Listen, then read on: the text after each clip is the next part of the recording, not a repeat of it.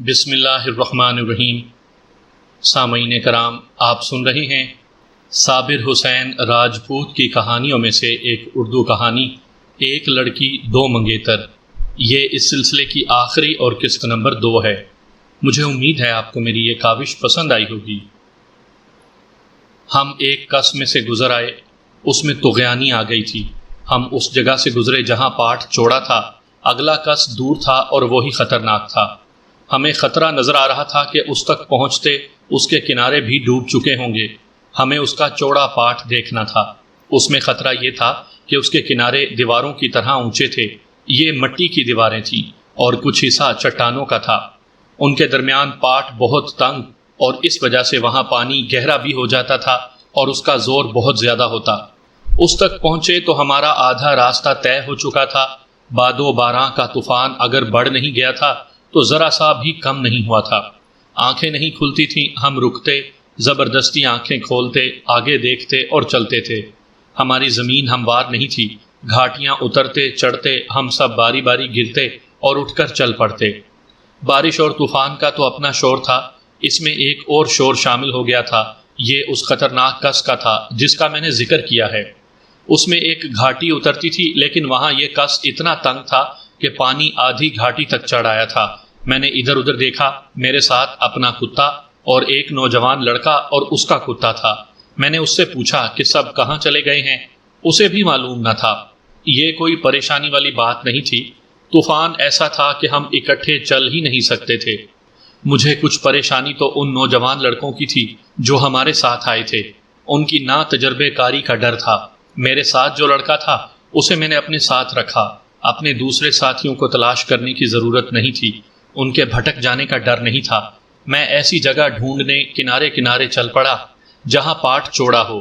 یہ کس تھوڑے تھوڑے فاصلے پر مڑتا تھا۔ پانی کا جوش بہت زیادہ تھا۔ میں ایک نوجوان اور اس کے کتے کو کس طرح ساتھ لے کر پار چڑھا اور میرے دوسرے ساتھی کہاں کہاں سے پار چڑھے اور کیسے اکٹھے ہوئے، یہ سنانا ضروری نہیں۔ بات پہلے ہی بڑی لمبی ہو گئی ہے۔ میں آپ کو اصل واقعہ سناتا ہوں اور میں آپ کو یہی سنانا چاہتا ہوں۔ بہت دور جا کر ہم ایک پگڈنڈی پر اکٹھے ہو گئے۔ یہ پگڈنڈی ہمارے گاؤں کو جاتی تھی۔ پہلے پہنچنے والے ساتھی دوسروں کے انتظار میں رک گئے تھے۔ طوفان کا زور ٹوٹ گیا تھا۔ سب نے باری باری بتایا کہ کون کہاں سے اور کس طرح پار چڑھا۔ ہمارے 2 ساتھی ابھی تک نہیں پہنچے تھے۔ ایک تھا محمد علی اور دوسرا محمد علی کی سابقہ منگیتر کا چھوٹا بھائی یوسف تھا۔ یہ تو میں آپ کو سنا چکا ہوں کہ محمد علی کی منگیتر کی منگنی توڑ کر منگنی مجید کے ساتھ کر دی گئی تھی، کیونکہ محمد علی اور اس کی منگیتر کے خاندانوں میں دشمنی پیدا ہو گئی تھی۔ اس لڑکی کے بھائی کا نام یوسف تھا۔ 16-17 سال کا بڑا خوبصورت لڑکا تھا۔ ہم ان کے انتظار میں رک گئے۔ ہم سب پر خاموشی طاری ہو گئی۔ سب جانتے تھے کہ اس خاموشی کی وجہ کیا ہے، لیکن کوئی بھی یہ وجہ اپنی زبان پر نہیں لاتا تھا۔ ہمیں جو خطرہ گاؤں سے چلتے محسوس ہوا تھا وہ سامنے آ گیا تھا۔ محمد علی اور یوسف کے درمیان خاندانی دشمنی تھی۔ محمد علی سے بچپن کی منگیتر چھین لی گئی تھی۔ نظر یہی آ رہا تھا کہ ان دونوں کے درمیان کوئی بات ہو گئی ہے اور محمد علی نے اپنی بے عزتی کا انتقام لے لیا ہے۔ مجھے یہ توقع تھی کہ محمد علی کہیں سے آ نکلے گا اور یوسف کے متعلق لا علمی کا اظہار کرے گا۔ راجہ شہباز خان میرے قریب آیا اور بڑی آہستگی سے بولا، سابو، وہی ہوا نا؟ اگر اس نے لاش کس میں پھینک دی ہے تو مشکل سے ہی ملے گی۔ کس کی لاش؟ یوسف کی لاش، شہباز خان نے جواب دیا۔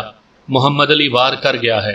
ہم دونوں نے مجید کو اپنے پاس بلا کر کہا کہ چل ان دونوں کو کہیں دیکھتے ہیں۔ مجید بالکل ہی چپ رہا۔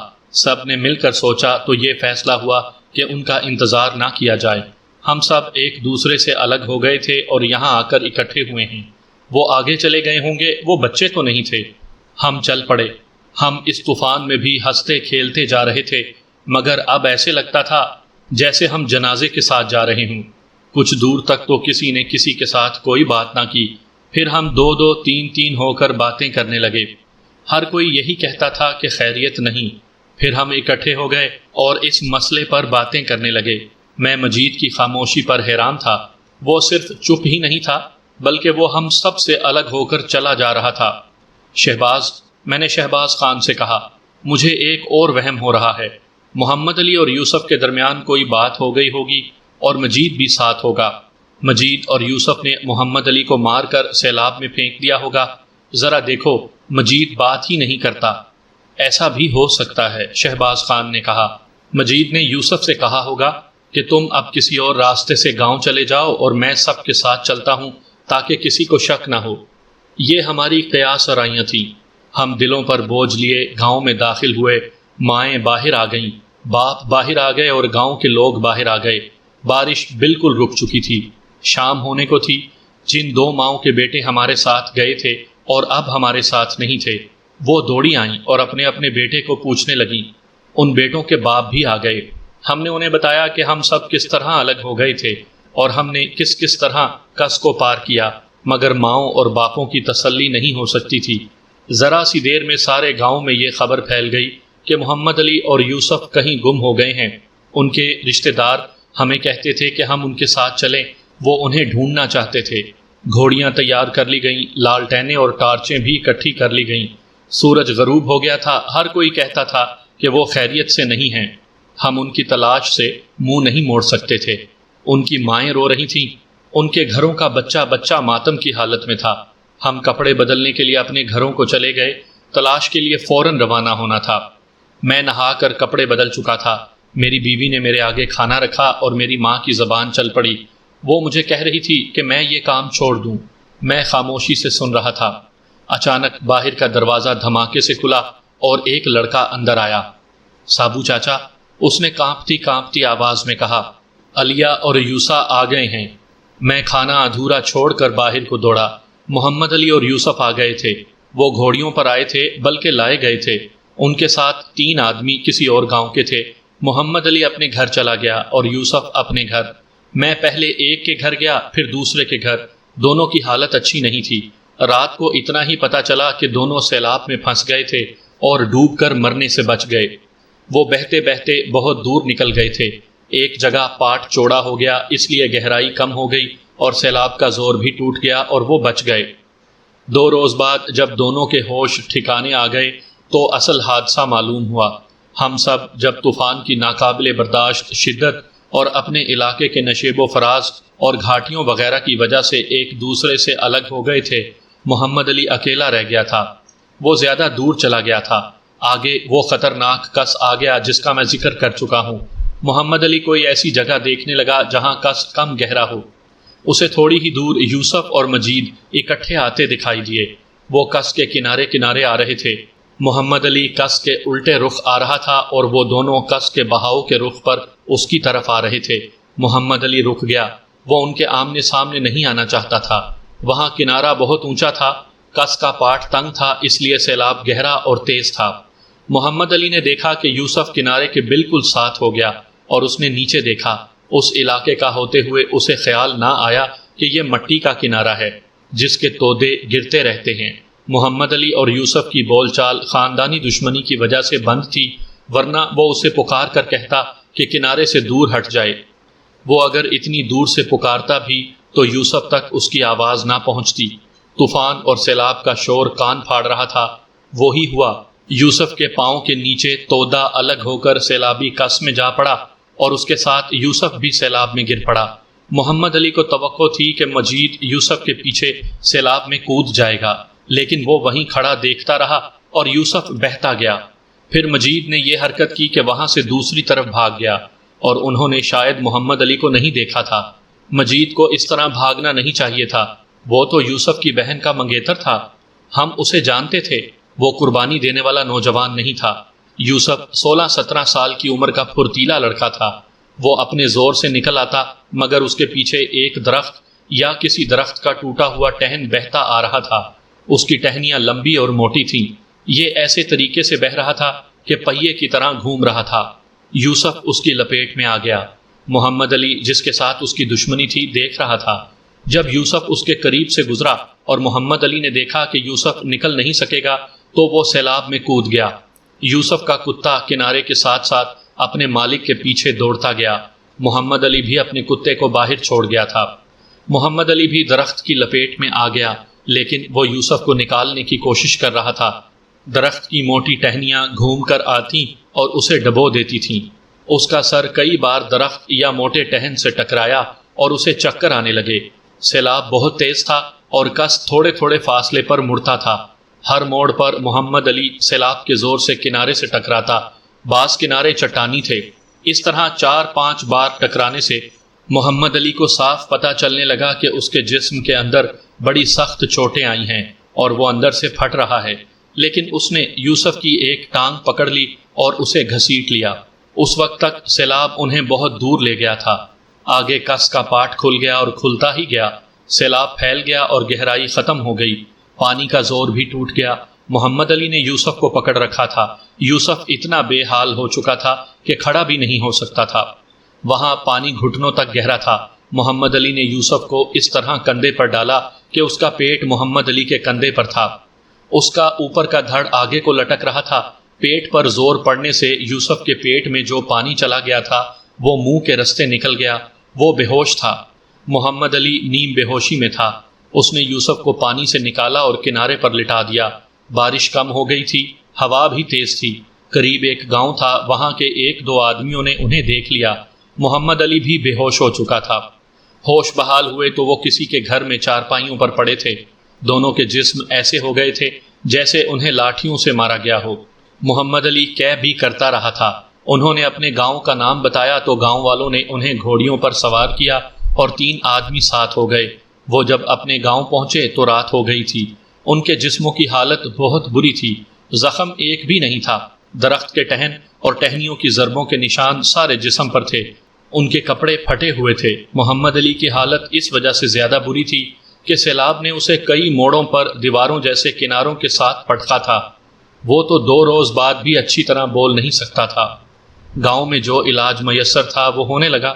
ایک اور بڑے گاؤں سے ایک حکیم کو بلا لیا گیا۔ یوسف تو بہتر ہونے لگا تھا، محمد علی کی حالت ٹھیک نہیں تھی۔ مجھے یاد آیا کہ جب ہم طوفان میں بکھر کر اکٹھے ہوئے تھے تو مجید سے یوسف کے متعلق پوچھا تو اس نے لا علمی کا اظہار کیا تھا۔ اس کے بعد ہم محمد علی اور یوسف کی باتیں کرتے رہے، مگر مجید پر عجیب سی خاموشی طاری رہی تھی۔ یوسف کو بچایا تو اس کے دشمن نے بچایا۔ گاؤں میں لوگ اس طرح کی باتیں کرنے لگے کہ اب ان دونوں خاندانوں کی دشمنی ختم ہو جائے گی۔ محمد علی نے اس خاندان کے یوسف جیسے خوبصورت اور نوجوان بیٹے کو موت کے منہ سے نکالا تھا، لیکن یوسف کے ماں باپ اور دوسرے بزرگوں نے اتنا بھی نہ کیا کہ ایک آدھ بار محمد علی کو دیکھنے چلے جاتے۔ اس میں وہ اپنی بے عزتی سمجھتے تھے۔ یہی تو دیہات کے لوگوں میں خرابیاں تھیں۔ وہ اپنی ناک کو مقدم اور مقدس سمجھتے تھے۔ دشمن کا احسان مان لینا دشمن کے آگے سر جھکانے کے برابر سمجھا جاتا تھا۔ خاندانی عداوتوں میں آج بھی یہی رویہ چل رہا ہے۔ دن گزرتے گئے اور یہ بھی دیکھا گیا کہ یوسف کے گھر والے اور مجید کے گھر والے مجید کی اس حرکت پر پردہ ڈال رہے تھے کہ اس نے یوسف کو سیلاب میں گرتے دیکھا اور وہاں سے بھاگ آیا۔ مجید کی ماں کو میں نے خود کہتے سنا، اگر میرا مجید دیکھ لیتا تو وہ یوسف کو فوراً پانی سے نکال لیتا۔ علیہ تو اسے ڈبو کر مارنے کے لیے پانی میں اترا تھا۔ مجید الگ جھوٹ بولتا پھرتا تھا۔ 6-7 دنوں بعد یوسف چلنے پھرنے کے قابل ہو گیا۔ اس نے پہلا کام یہ کیا کہ محمد علی کے گھر چلا گیا اور بہت دیر اس کے پاس بیٹھا رہا۔ محمد علی کی ماں نے اور اس کے باپ نے بھی یوسف سے کہا کہ اس کے ماں باپ اس کا ان کے گھر آنا اچھا نہیں سمجھیں گے، اس لیے وہ آئندہ نہ آئے۔ یوسف نے کہا کہ اس کی کسی کے ساتھ دشمنی نہیں اور وہ احسان فراموش نہیں۔ سنا تھا کہ یوسف کو باپ نے گالیاں دی تھیں اور یوسف نے کہا تھا کہ میں مر رہا تھا، ڈوب رہا تھا۔ مجھے علیہ نے جس طرح بچایا ہے وہ کسی نے نہیں دیکھا۔ اس نے میرے پیچھے اپنی جان قربان کر دی تھی، جا کر دیکھو اس کا اپنا کیا حال ہے۔ یوسف کے باپ نے ایک موقع پر یہاں تک کہہ دیا تھا کہ محمد علی نے ہماری بیٹی کا رشتہ لینے کے لیے یوسف کو بچایا ہے، لیکن میں اتنا بے غیرت نہیں کہ پہلے ادھر سے منگنی توڑی اور مجید کے ساتھ منگنی کر دی، اب یہ بھی توڑ کر پھر محمد علی کے ساتھ کر دوں۔ یوسف ایک روز پھر محمد علی کے گھر چلا گیا اور بہت دیر اس کے پاس بیٹھا رہا۔ اس کا ایک بڑا بھائی تھا، وہ اسے محمد علی کے گھر جانے سے نہیں روکتا تھا۔ اس کا باپ بہت تڑپتا تھا۔ اس کی ماں کو کچھ پتہ نہیں چلتا تھا کہ وہ اپنے بیٹے کا اپنے دشمن کے گھر جانا مناسب سمجھے یا نہیں۔ البتہ یوسف کی بہن نے اپنی 2 سہیلیوں سے کہا تھا کہ وہ مجید کو قبول نہیں کرے گی۔ یہ بات نکل گئی اور کئی عورتوں تک پہنچ گئی۔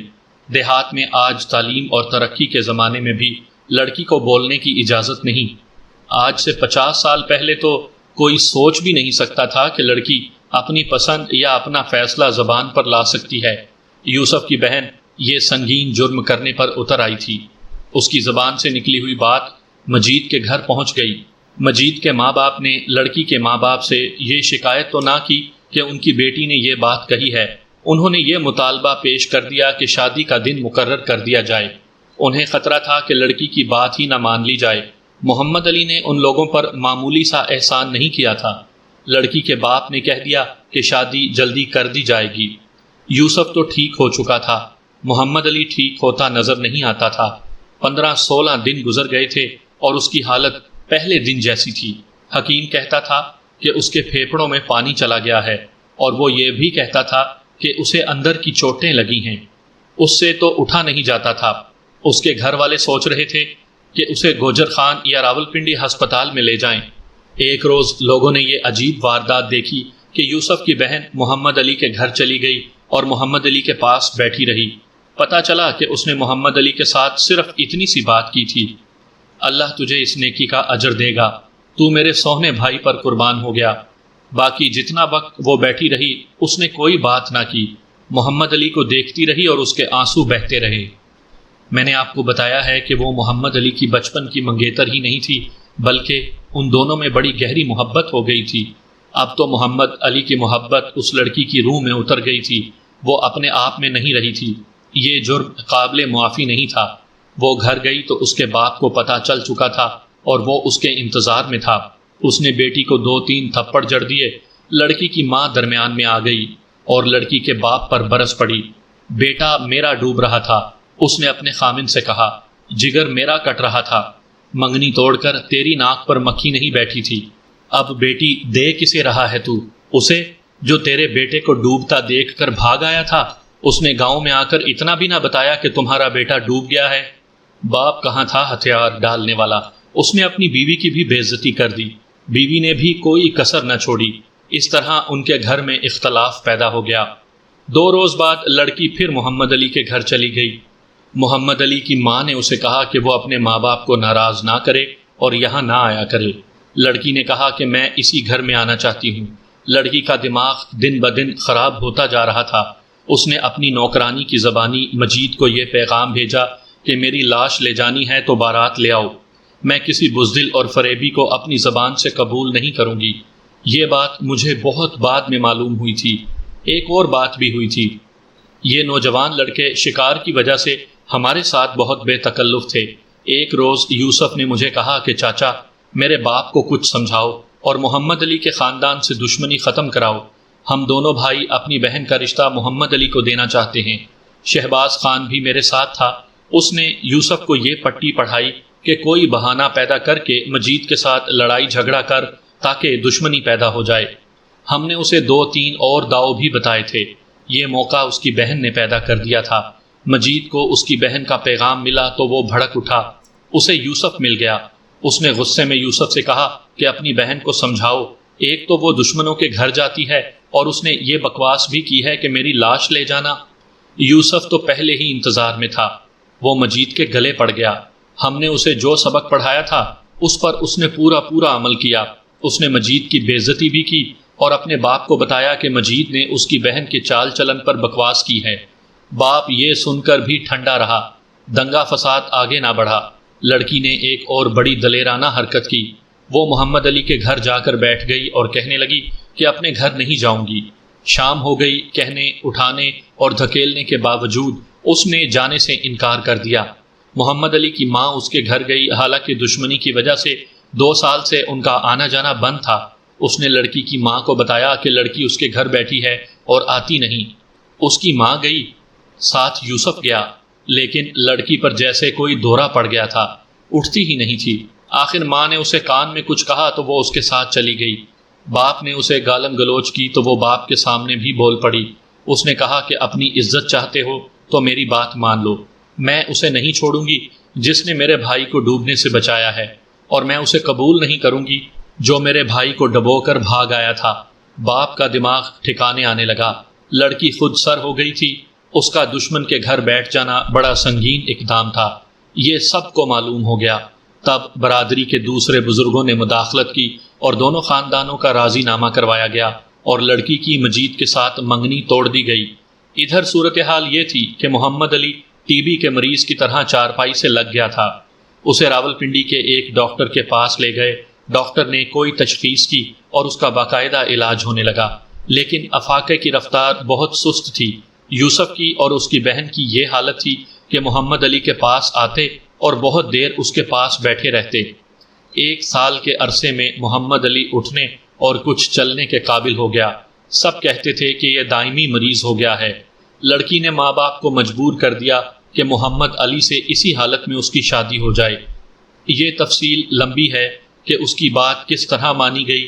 ہوا یہ کہ محمد علی کو اسی حالت میں دلہا بنا دیا گیا۔ اسے راولپنڈی ڈاکٹر کے پاس لے جاتے رہتے تھے۔ اس سے اس کی شادی کے متعلق پوچھا تو ڈاکٹر نے سختی سے منع کیا اور کہا کہ تمہیں بیٹا زندہ چاہیے تو اس کی شادی نہ کرنا، مگر شادی کر دی گئی اور یوسف کی بہن ہمیشہ کے لیے محمد علی کے پاس آ گئی۔ لڑکی کو بتا دیا گیا تھا کہ ڈاکٹر نے کیا کہا ہے۔ فکر نہ کرو، اس نے کہا، مجھے محمد علی زندہ چاہیے۔ کیا کوئی یقین کرے گا کہ 6.5 سال ان کی شادی نکاح پڑھنے تک محدود رہی۔ یوسف کی بہن محمد علی کی دیکھ بھال نرس بن کر کرتی رہی، حتیٰ کہ محمد علی مکمل طور پر صحت یاب ہو گیا اور ڈاکٹر نے اسے اجازت دے دی۔ 8 سال گزر گئے تو ان کا پہلا بچہ پیدا ہوا۔ یہ بچہ 9-10 سال کا تھا۔ ایک روز میں باہر کھڑا تھا، یہ بچہ آتا دکھائی دیا۔ کپڑے کیچڑ اور مٹی سے بھرے ہوئے تھے۔ اس کی ماں اندر سے نکلی اور اپنے بچے کو اس حال میں دیکھ کر بولی، اوئے خنزیر، یہ نئے کپڑوں کا کیا حال کر لایا ہے؟ میں قریب کھڑا تھا، میں نے کہا، شیدو، یاد ہے تجھے؟ اس کا باپ خنزیر مارنے گیا تھا۔ مجھے بھی ماں خنزیر کہا کرتی تھی۔ سابو چاچا، اس نے کہا، مائیں اور کیا کہیں، اس کے باپ کو تم نے ایسا کتوں کے پیچھے لگایا تھا کہ جا کر اندر دیکھو 2 کتے رکھے ہوئے ہیں، انہی کے ساتھ مگن رہتا ہے۔ اولاد کی تو کوئی فکر ہی نہیں، بس کتے پڑھ لکھ جائیں۔